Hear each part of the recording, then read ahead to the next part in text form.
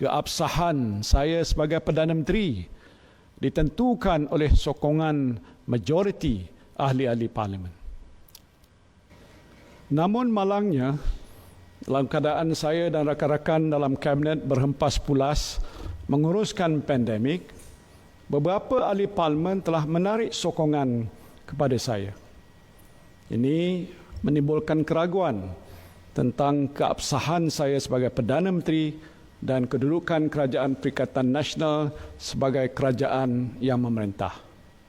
Dalam keadaan ini, saya mempunyai dua pilihan.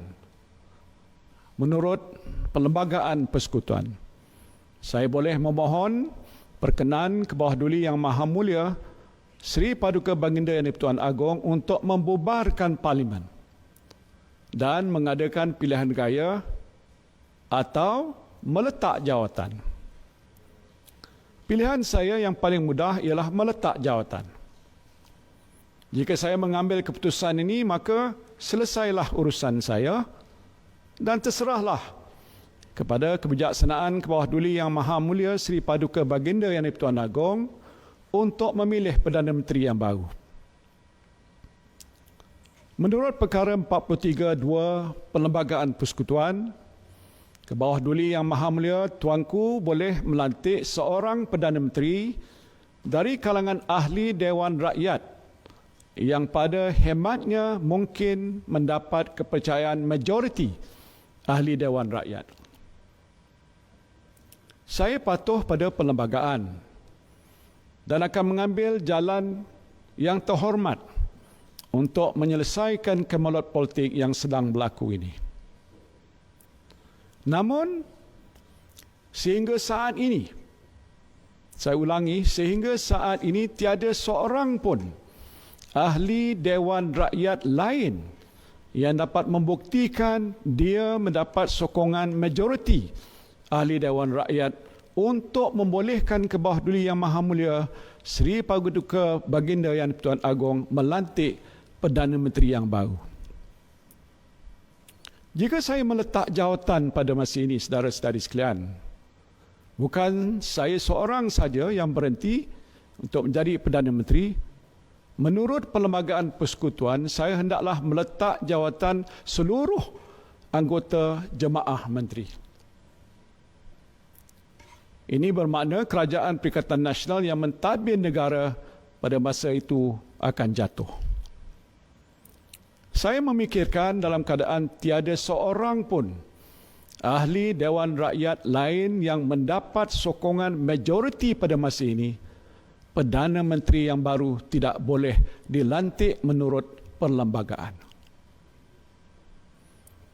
Jadi apabila Perdana Menteri tidak boleh dilantik, maka Kabinet pun tidak boleh dilantik.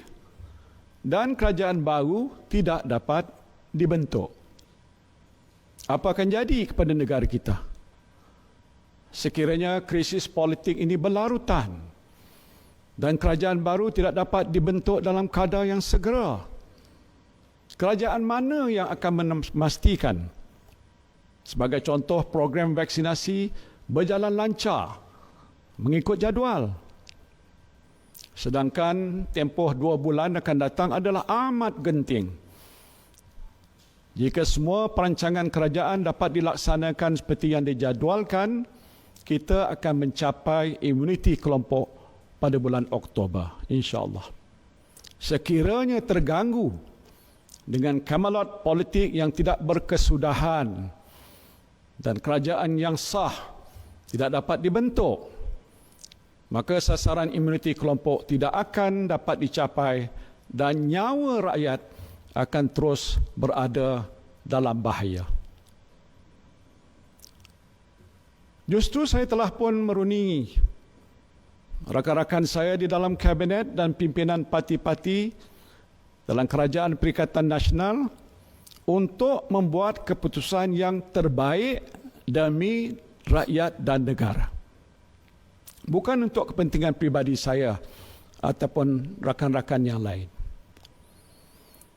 Kami telah mencapai satu kata sepakat untuk berunding dengan pimpinan-pimpinan parti di luar Perikatan Nasional untuk meluluskan usul undi percaya kepada Perdana Menteri di Dewan Rakyat. Ini akan membolehkan kerajaan yang ada pada hari ini terus berfungsi, mengurus pandemik hingga tiba suatu masa yang sesuai untuk diadakan pilihan raya bagi mengembalikan semula mandat kepada rakyat. Usul undi percaya ini hanya boleh diluluskan dengan sokongan bipartisan di Dewan Rakyat. Kerajaan yang akan wujud selepas usul undi percaya ini diluluskan insya-Allah adalah sebuah kerajaan yang lebih stabil dan juga yang inklusif. Stabil dengan dokongan bipartisan di Dewan Rakyat dan Dewan Negara serta inklusif dengan pengiktirafan kepada parti-parti pembangkang untuk memainkan peranan semak dan imbang yang lebih efektif dan juga menyeluruh. Kestabilan politik adalah amat penting dalam kita memerangi pandemik COVID-19 dan memulihkan negara kita. Kita harus akur dan sedar, proses pemulihan negara ini bukan satu usaha perkara yang mudah. Oleh itu, kita memerlukan sokongan, usaha dan tumpuan semua pihak untuk memulih dan mengembalikan negara yang kita cintai ini kepada landasan pembangunan dan pertumbuhan yang sehat.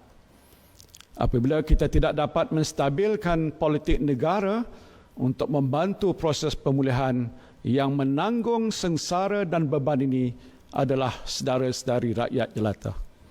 Yang rugi adalah rakyat dan tanah air kita ini. Saudara dan saudari yang saya kasihi sekalian, di hari Jumaat yang mulia ini saya ingin membentangkan cadangan rangka persefahaman rentas parti yang akan dilaksanakan oleh kerajaan sekiranya usul undi percaya diluluskan. Pertamanya ialah mengenai peruntukan pada ahli-ahli parlimen. Baru-baru ini saya telah pun mengumumkan pemberian peruntukan RM300,000 kepada semua ahli Dewan Rakyat dan Dewan Negara tanpa mengira parti politik bagi tujuan pembelian bakul makanan untuk diagihkan kepada rakyat yang memerlukan. Atas semangat kerjasama bipartisan di Parlimen dan keperluan untuk memperluaskan bentuk-bentuk bantuan pada rakyat dalam situasi pandemik, semua ahli Parlimen akan menerima peruntukan tahunan yang sama tanpa mengira parti politik. Bagi ahli Parlimen pembangkang, peruntukan untuk tahun ini akan dibuat secara prorata mengikut jumlah bulan yang berbaki.